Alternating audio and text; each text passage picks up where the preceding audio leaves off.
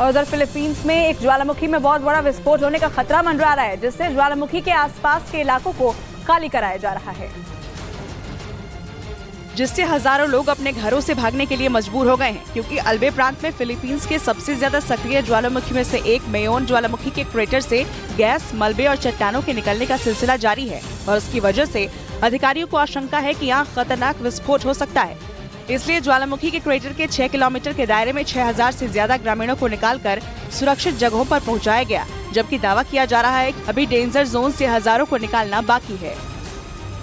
Taiwan को लगातार चीन से खतरा महसूस हो रहा है और इसी के लिए वो सैन्य तैयारियों को मजबूत करने में लगा है। शनिवार को ताइवान के तट रक्षकों ने देश के राष्ट्रीय महासागर दिवस के अवसर पर अभ्यास किया।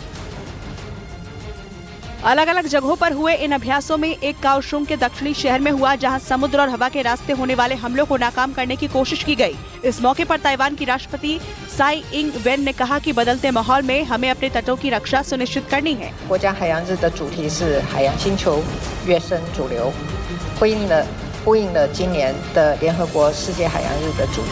ताइवान लगातार चीन से घुसपैठ की चुनौतियों का सामना कर रहा है और साथ ही साथ दक्षिण चीन सागर में चीन की विस्तारवादी नीति की वजह से आने वाले संभावित खतरे से निपटने की तैयारी कर रहा है।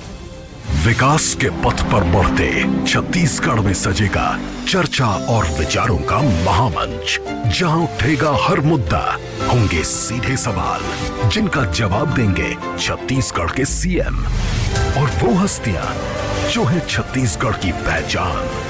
ओपन माइक छत्तीसगढ़, सिर्फ न्यूज़ 18 इंडिया पर। और इन दोनों शार्प शूटरों पर दिल्ली बीजेपी के एक नेता की हत्या का आरोप है, जिसकी वजह से दिल्ली पुलिस की क्राइम ब्रांच की टीम लगातार सर्च ऑपरेशन चला रही थी। और जैसे ही पुलिस को इन दोनों के बारे में सूचना मिली, पुलिस एक्शन में आई और उन्हें पकड़ने के लिए उनका पीछा करने लगी। लेकिन पुलिस को आता देख दोनों ने उन पर फायरिंग कर दी, जिसके जवाब में पुलिस ने भी फायरिंग की और इन दोनों आरोपियों को गिरफ्तार कर लिया। नीरज भवानिया गैंग का एक बड़ा गैंगस्टर है, उसका मर्डर करने के लिए दिल्ली आए हुए थे। पुलिस ने बताया कि इन दोनों शूटरों पर कई केस दर्ज हैं और मुठभेड़ के बाद इनके पास से जिगाना पिस्तौल भी बरामद हुई। वहीं आरोप है कि इन दोनों आरोपियों ने ही अतीक के शूटरों को जिगाना पिस्तौल दी थी, जिससे अतीक अहमद की हत्या हुई थी। उधर झारखंड के धनबाद में एक अवैध कोयला खदान ढहने की वजह से दर्दनाक हादसा हो गया, जिसमें दबने से करीब 3 लोगों की मौत हो गई, जबकि कई लोग गंभीर रूप से घायल हो गए। बताया गया कि खदान से कोयला निकालने का काम चल रहा था, तभी अचानक तेज आवाज हुई और खदान ढह गई और कोयला खदान में काम करने वाले कई लोग इसमें दब गए, जिससे वहां चीख पुकार मच गई। जिसकी जानकारी मिलते ही पुलिस के साथ सीआईएसएफ की टीम खदान पर पहुंची और वहां रेस्क्यू ऑपरेशन चलाया। इस दौरान खदान में फंसे कई घायल लोगों को बाहर निकाला गया और उन्हें अस्पताल पहुंचाया गया, लेकिन खदान में दबने से कुछ लोगों की मौत हो गई।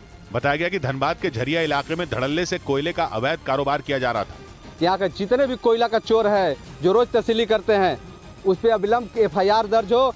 वहीं इस घटना के बाद आसपास के लोगों ने प्रशासन के खिलाफ नाराजगी जताई और मृतकों के परिवारों के लिए मुआवजे की मांग की।